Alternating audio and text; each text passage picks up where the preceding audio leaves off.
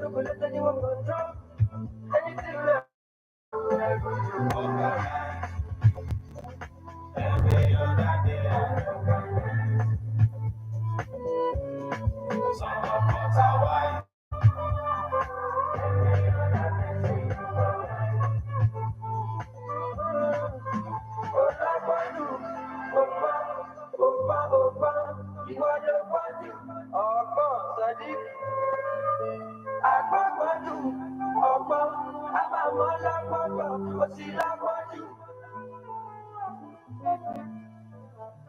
Day every day, who's bad? Hit it!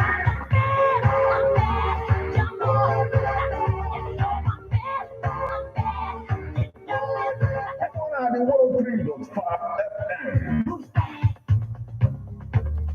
Ladies and gentlemen, tighten your seatbelt as we take you on this. It's the drive on 103.5 Ebola EFM, keeping your morning engaging as we take you through the smoothest ride on radio. From 7 a.m. to 9:30 a.m. Getting your morning inspired, be informed, let's interact only on the morning drive. Make it a date with Martin Efanshuku, aka Meta, from Monday to Friday from 7 a.m. to 9:30 a.m. on the morning drive. 103.5 Echo FM.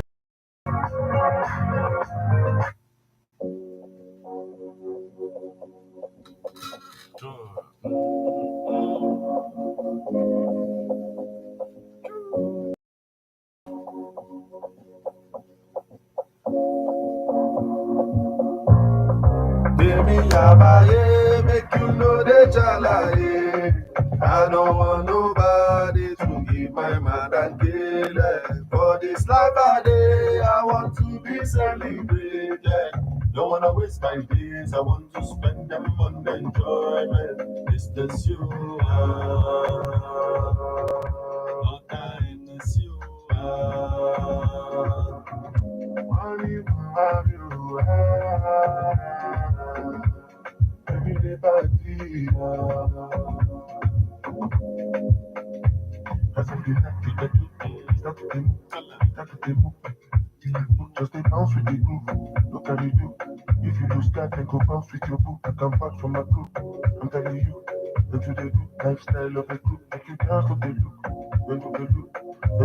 There's nothing enough. If I made you love, make you know that I don't want nobody to be my mother killing. For this life I day, I want to be celebrated.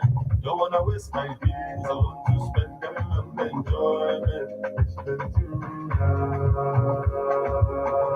what kindness you money around you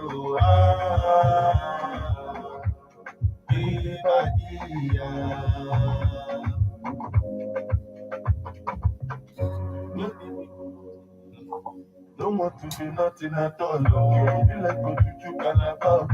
Give me moral and I'll be bouncer.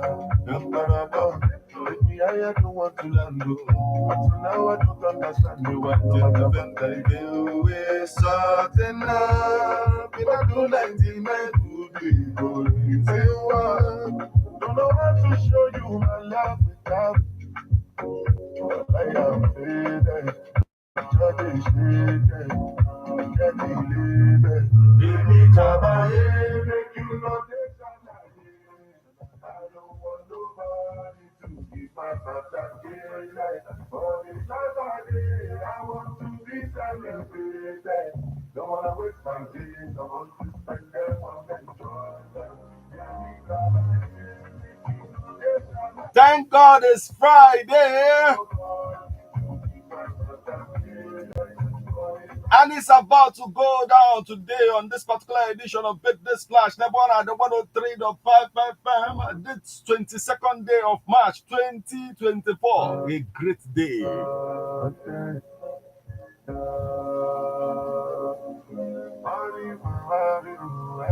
Yes, someone here, Jojo, Cindy DJ and Abofane mess crashing and all of that. Fachinia Cafe on a very good day. What are they doing with it? What are you doing it with? On Gerebu, how come your hand is up in the air and you are still scratching?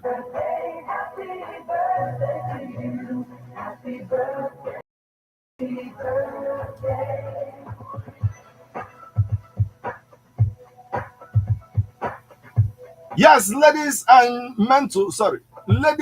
gentlemen,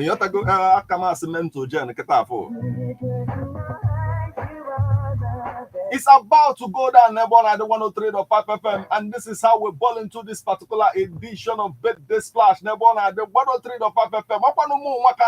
Metal. Yes, we go to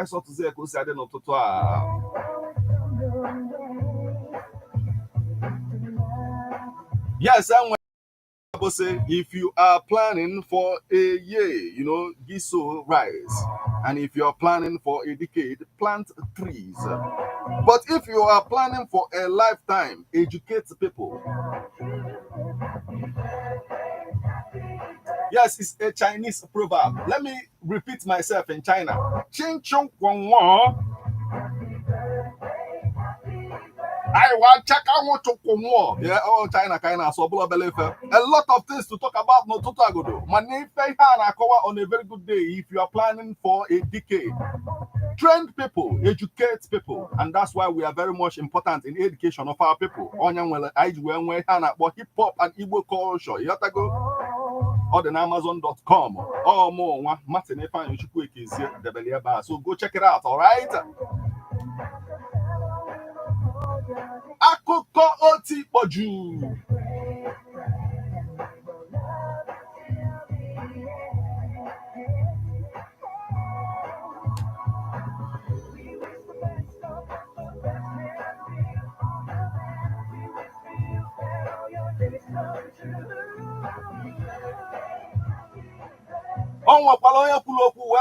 From time to time. Ikenesi Chineke maka ife ọma na-eme otu anyị si egbuchali ya n'ụtụtụ a na-asị papa daalụkwa maka ife ọma ị na-emela anyị otu isi mee ọ dị possible na April today bụ the 22nd day of March 2024 a na-egbuchakwa here maka ife ya eme mmadụ ọma na-egbucha at this time but the fact that no one had pay attention or na-eje to pay a visit to mortuary from time to time ka ife ụmụ ibe ebefa dina that will kick it into your head. Okay, reduce your pride. Okay, a lot of things in your life. Here we are and there no dear. No one careful. No one prayerful. At the end of the day, man, it is only by the will of the King of Kings and Lord of Lords.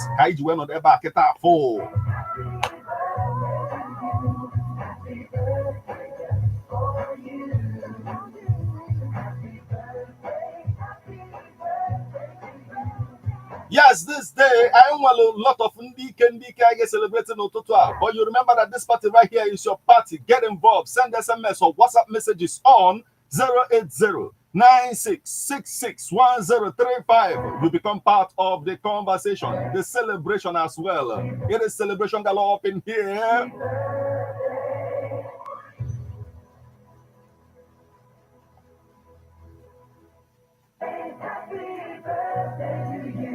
Happy birthday just for you. Happy birthday to you. Happy birthday.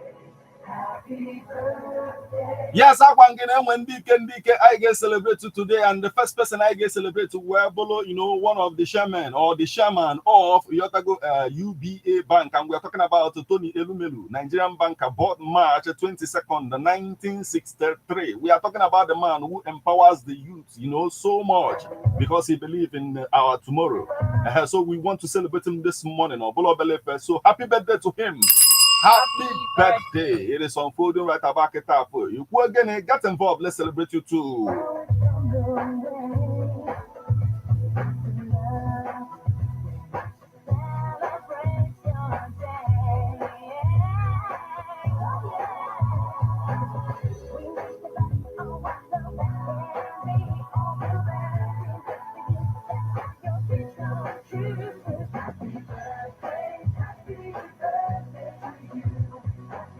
Yes, Yes, Obula Belefe. I want a lot of Ndika I get celebrated no Totua and the owners actually celebrate right about now. Where somebody contribute to go to the banking industry so much in Nigeria. And we're talking about Obun Yulute back in the days and we're bank and Oceanic Bank. You have to go one you take Oceanic Bank back in the days.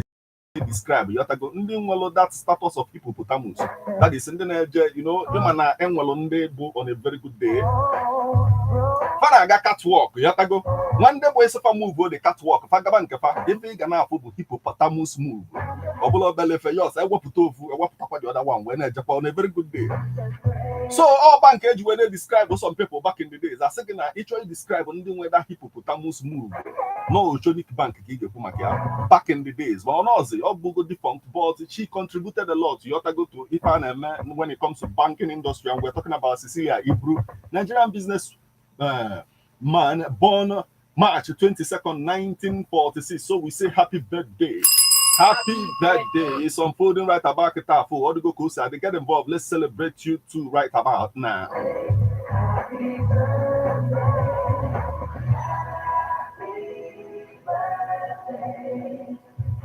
Today is also the birthday of the governorship candidate, you know, Mwemel election, you know, na 2023. The governorship candidate of the Labour Party.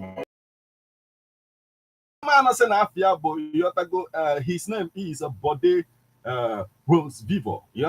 Some people deeming no Lagos not what we actually do because no one ties with Igbo people as well. So we celebrate him this morning. He was born March 22nd, 1951. So we say happy birthday. Happy birthday. It's unfolding right about Ketafo. Get involved. Send SMS or WhatsApp messages on 080-9666-1035.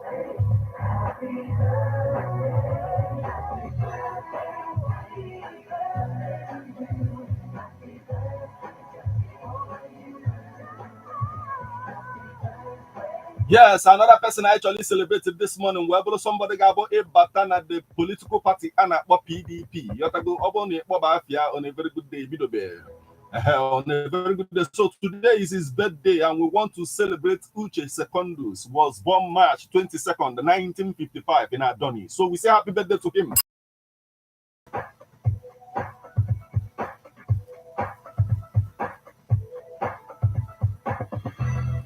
Just another year, good night, you are the best. I love you for the rest.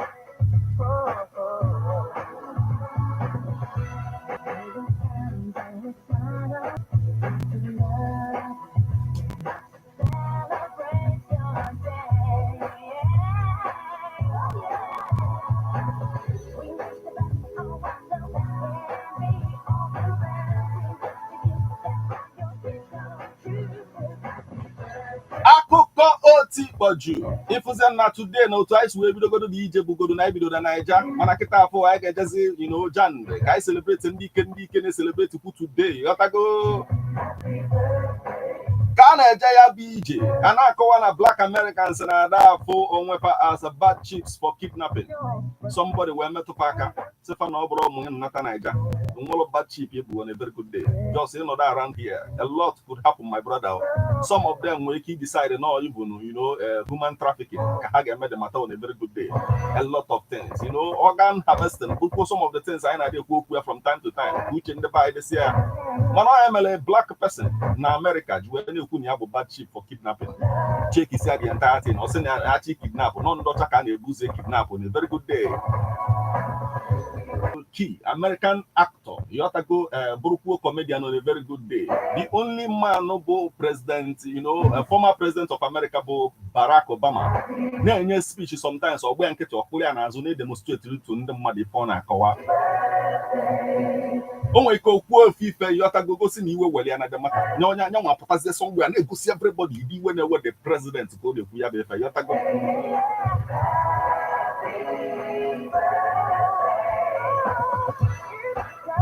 onye anyị na-agwa gị okwu ya yọtago iluo na ihe dịka gbasara SNL on a very good day onye nwa bata na klaasị na-akpọ afọ ụmụ akwụkwọ ya na-akpọfusi ọnwụ ya bụ na ọ bịa ịkpọ dị afọ kpọtara ya mana o kwechiri na-aba mba na onye nwa bụ dị ticha na mmadụ ama correct pịa ebe a jamụ afa nke izi kpọọ ya who is Jenny Efa? I say, my brother, no blood Jenny Efa. I say, what is the name then? I say, no, Jennifer. I say, what? No, my can't this class.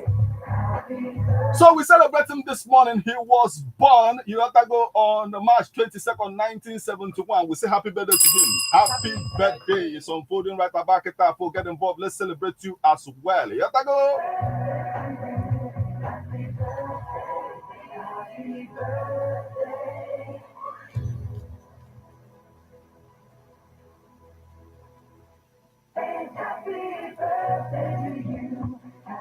Today is also the birthday of William Shatner, a Canadian actor, musician, recording artist, author, and film director, born March 22nd, 1931. So we say happy birthday to him. Happy birthday. Yes, so the go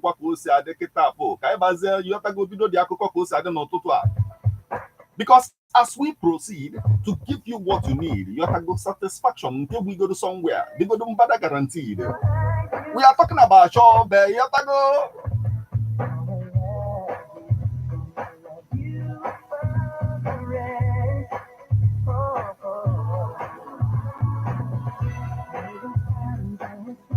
Ladies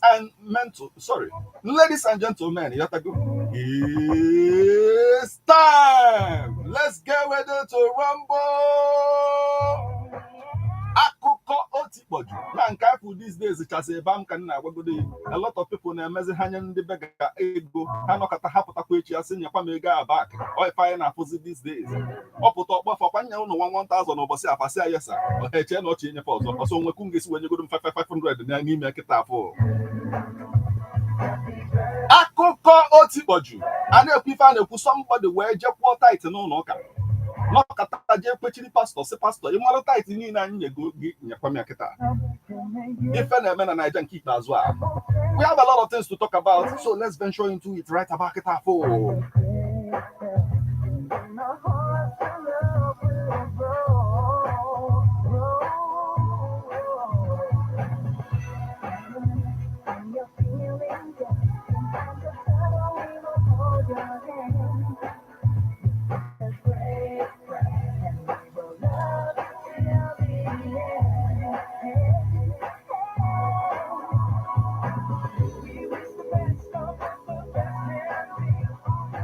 Yes, akụkọ nke izi anyị ji mabata n'ụtụtụ a wee bụrụ akụkọ gbastalụ billionaire daughter Temi Otedola. Yesterday she celebrated her birthday, 28th birthday, with thankful message. You have to go ahead because na die bụ easy.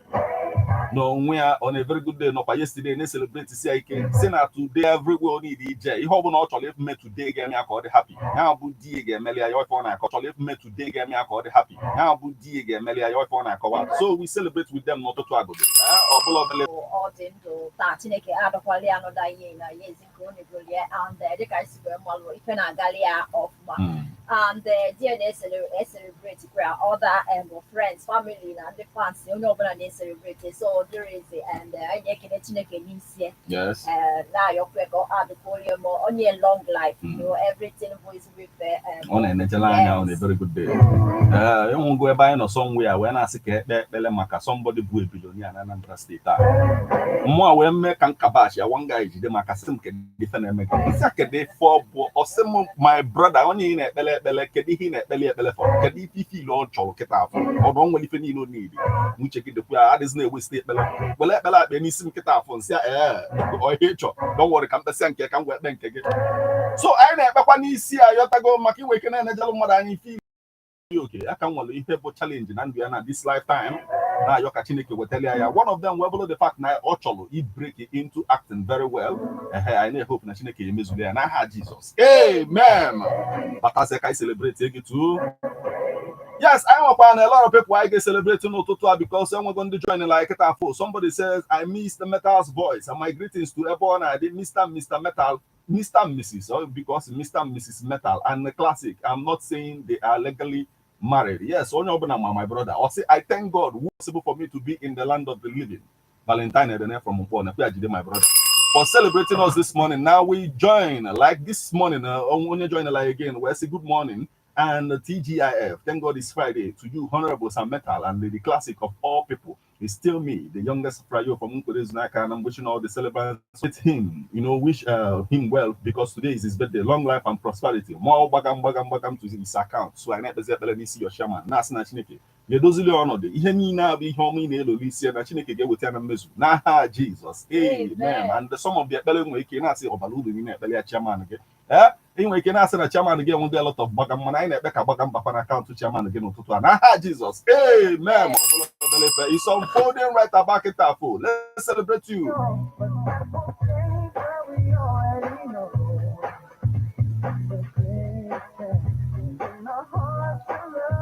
Na akụkọ ọzọ anyị ji nwabata n'ụtụtụ a wee bụrụ akụkọ ife mmelụ na Anambra steeti Onitsha to be precise ebe ọ nọ wee bụrụ na ọgbụ osisi plank market dị na Bridgehead yọtago ịbata na Bridgehead market ị ga-afụ afịa nya anọkọrọ ọnụ yọtago ị ga-afụ ndị ọgbụ osisi na ndịda nya ị na-agbagote nwa obele ịfụ ndị ọgwụ ịgbagotekwu nwa obele ịfụ ndị chemical ịbịa the other side ịfụ ndị building materials. That is easy go from Obusi like a head bridge yata from the express can na kawagana hega focus. So once the kisi sizi azo we cross or but the other side we bazen then building and then elema ties and all of that. But ana kawa na eba Obusi sia eba na eboisi na ele ya boisi on a very good day. I can say a lot of machine that see there ije boisi there for a lot. So ana kawa na oko balona the place and ka yaboko bido. They said that it was gathered that it emanated from the Port Harcourt Road section of the Plank Market opposite Zenith Bank on Thursday night. That is, this section na Port Harcourt Road. Tasulu at the end of the day. Asana Kigeni and fire service of Anambra State couldn't get through a lot of things. You could say man or mana. Onye nọ na-ashare the video nọ na-akpọkwa ndị mechigolo afịa na sigo nọ na-akpọkwa onye ọbụla pụtakwa ka ọ bịa malite omele onwe on a very good day ka o si dị.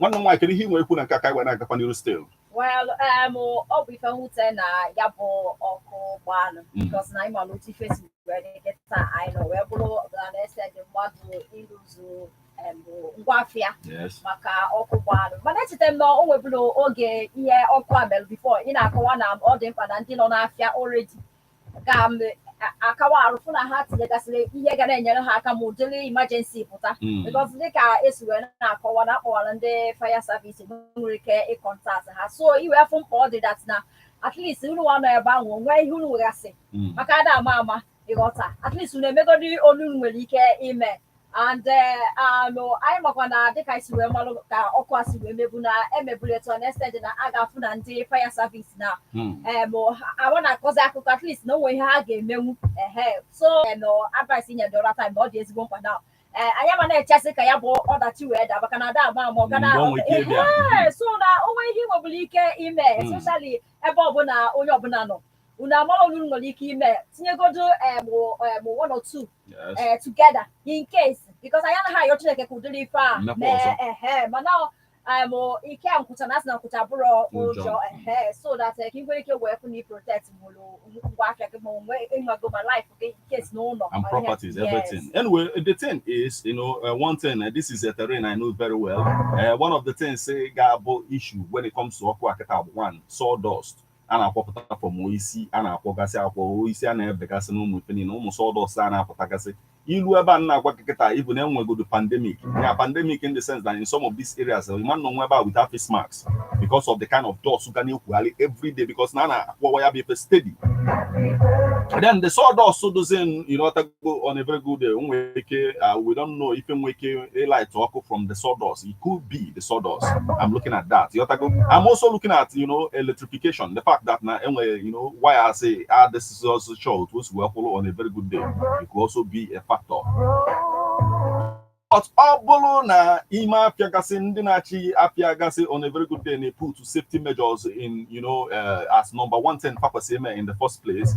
Even the fact that na apiakwesena conduct safety movements from time to time. Kuchu onye obuna when idea about some of the safety things like he happens in order to keep the market safe. Like you know, in some companies, I know some sort of parade. Yeah, me go do exercise. Get if I got the emergency na piana. Get by a move. Get by na take it out move. And I me on a kick into the head of the people who know their kuchepadia. We need to tell you. Na na ba piana ga banyo afia. I abanyo oko yotago. I abanyo fan. I abanyo sipeni na because no nya weki so we bido. But the bata no to I.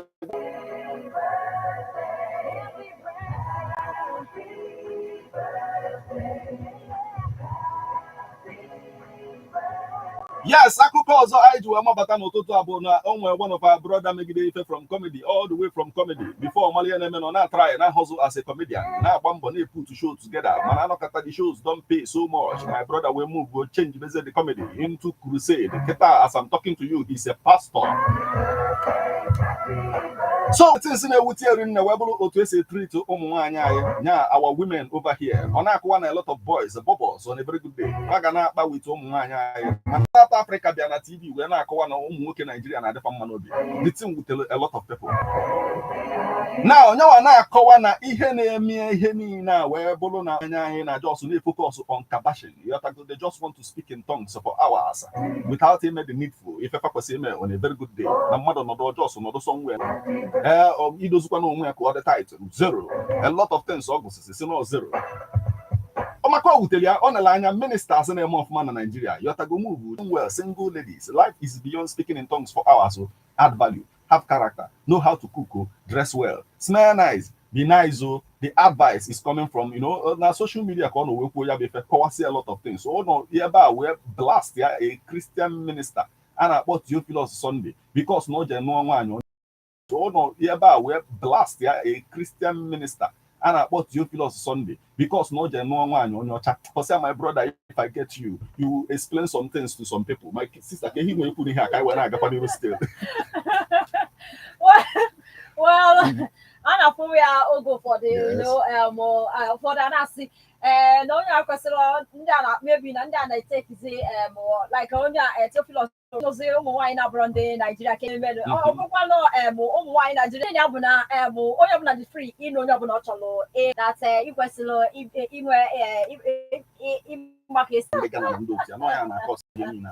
well, it's true, but almost like that they were now Nigeria. Other places, maybe other countries, now. Yes, because now overall, full where have good character. all yes, that good. Mana because I overall so one party very good day. Now the brother and I call a lot of things, and the more cases offense like say Chapa Makuzi. A lot of things to talk about here, but why you feel on because it's unfolding right about it.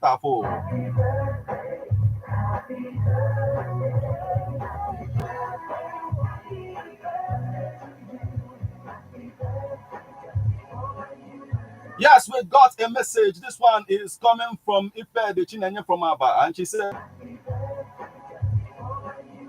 yes, we got a message. This one is coming from Ife the Chinenye from Aba, and she said, yes, so we pray for you, Ife the Chinenye, this morning that the good Lord will bless your new age. Yotago get the wisdom, mama. If you are going to Yotago, well, retentive memory. Need so the best student. Here, we have got through the schools, everything. But in your own account, Yotago. Yes, Akuko also I do batano to a webolo Akuko a brother email on a choir, on a osha, also Nihini and Menonoka, on a wasn't be now only for me when it comes to the work of God, walking in the vineyard of the Lord. Mane Batakwania Banalo, the work of God on a very good day. On a Depakan and segregation. You have to go and when they bought the workers, when they get jobs of Bolondoka, you must pay me all the time. I have paid you before now. The brother white again, you back right about now the man to make the Bara video in 2023 to enlighten the public. We made the video. When I or said that the carpenter he said he used to sow seed in church and did not see the result. Yet they kept telling him to sow more seeds, and that was when he realized it was a scam. Yes, and we go a lot of say that the prosperity message benefits no other person but the pastor that preaches it in the first place.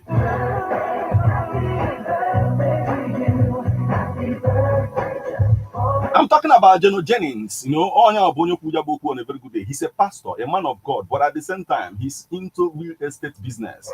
Also, and I put a salary as a pastor. Manegoni ne oka generate abastalia on a very good day. So on a most people appreciate their past and they need to call the thing no na kia call on a very good day. We will need to develop it. Or young man and I call with and I got the for that on I started paying tithes in 2000 and my eyes open. I realized that the owner of the whole universe didn't need anything. He has everything. So Osina ni actually gear back. Manonya mole oju na pastor again gear back. So that go where attract the attention of the people. Also, so the money pay for. Yes. Because now they has and the ninja tight now you get one more from in the tier yabo tight so maybe don't go na henya na chakwa kya phone kya na yabo yes but I will be fed in yabo ka the church na go one Bible ge o di mpa na ina go Bible ge ina awotakwa otu osiwedi because now na mana Chineke ka ọ na-enye and you kwesịrị ịma na oge na Chineke bụrụ from ọ ga na-ejekwa ụka mana ọ ga-anwa nke ya ọ ya nwe ụka nwegodo their own doctrine and their own dogma nke ikpeazụ a yọtago a na-akwụ ya wiki daily nke ijete taa my brother ngwa wepụta 10 temper ngwa nye pastor gị a lot of things yọtago ịbatazie n'ụtụtụ akụkọ oti kpọjuru yọtago olugokwanụ mgbe o ji elu nkịta afọ classic ga-akọla ya 1 or 2 ka na-agakwa n'iru still classic. Okay, so so in this case now na ya na classmate here then bụ onye nwagazi so classmate here then na school present here the car the reaction of the man you follow how na akọ ihe ọzọ mana look at onye bless your life with a car. Yes, anyway, all the go say the thing is a good thing. Onye na akwụkwọ ndị mel mkpọtụ ọ nwe ndị mesi dị fan ọ bụ ọzọ why you that na apa ndị mel mkpọtụ mgba ndị adịlọ nwefa good mgba ndị mel mkpọtụ mgba ndị adịlọ nwefa good mgba dị fọpụ obi mee ife akịta afọ ọtaza n'ụtụtụ anyị gwa anyị ka isi wee fụ ife niile internet now na ya bụ ihe dị so risky just very risky.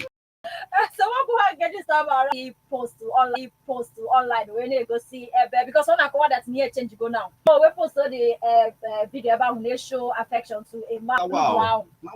So rescue us yeah. Can you hear me?